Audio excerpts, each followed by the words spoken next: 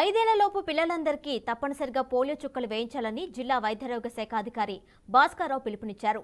Pulse polio కార్యక్రమాన్ని విజయనగరం పట్టణంలోని cantonment పార్కులో ఆయన ప్రారంభించారు. ఈ సందర్భంగా పిల్లలకు పోలియో చుక్కల మందు వేసి మాట్లాడారు. నిండు జీవితానికి 2 పోలియో చుక్కలు రక్షణనిస్తాయని అన్నారు. జిల్లాలో 5 ఏళ్లలోపు పిల్లలు సుమారు 1,98,000 మంది ఉన్నారని, వాళ్ళందరికీ పోలియో చుక్కలు వేయడానికి 1184 పోలియో బూతులను ఏర్పాటు చేశామని చెప్పారు.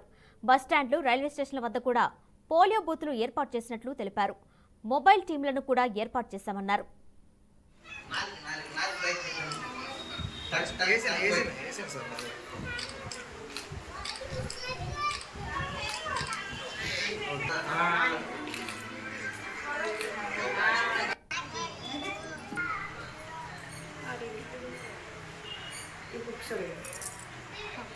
हाँ ना फोटो फोटो